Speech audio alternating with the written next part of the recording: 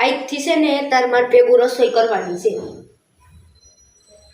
ના આવડે ને તો કાંઈ નહીં, અહીંયા ઊભું રહેવાનું, હું કહું એમ કરવાનું. હા ભલે શાક રોટલી આવડે, શાક રોટલી એવડે કાંઈ નહીં થાય. હમણાં કોલેજ પૂરી થઈ જાય ને ત્યાર પછી ઘણો 2 વર્ષ પછી પરણાવવી જોઈએ, કઈ હું માર જવાબ દેવો બીજાને? હા બા, હા એ જ કહું છું. એને એમાં પાઉં ઊભી રાખી એનું જે રસોઈ બનાવું ને બધું શીખવાડીશ. હમણાં કોલેજ પૂરી થઈ જાય પછી એને પરણાવવી નથી. લાલુ ઝીણકો છે, લાલુ નાનો છે હજી. હમણાં છે ને તારું પૂરું થઈ જાય ને પછી લાલુને થોડું ઘણું શીખવાડી દેવું છે. એટલે કહીએ અમે ના હોય તો એની રીતે કરી લઈએ. હા લાલુ, મને ખબર છે તું કચરા પોતા કરશો, મેં તને ના પાડી કચરા પોતા નથી કરતો એમ, પણ થોડુંક ચા ને ભાખરી ને એવું શીખી જવાય. એટલે કયા કોઈ ના હોય તો તું બા એકલા હોય તો ખાઈ હવો. હવે કઈ બાથી તો થતું નથી કેમ બા? હા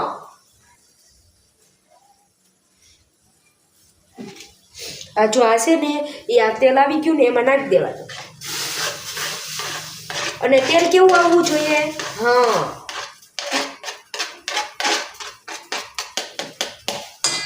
જો તેલ આવી જાય ને એટલે રાઈના દાણા ફૂટી જાય ને પછી આ નાખું ની નાખી દેવાનું.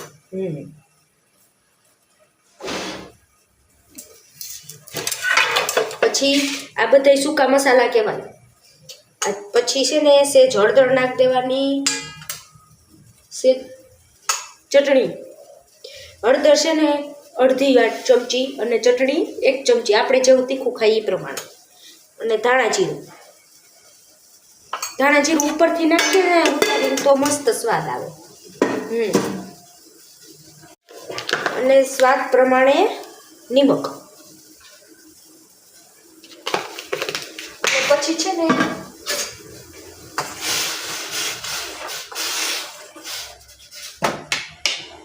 દીકરીઓને બધું શીખીને જવાનું, એટલે ત્યાં જઈને કોઈ એમ ના કહે કે તાર માએ કાંઈ શીખવાડ્યું નહીં.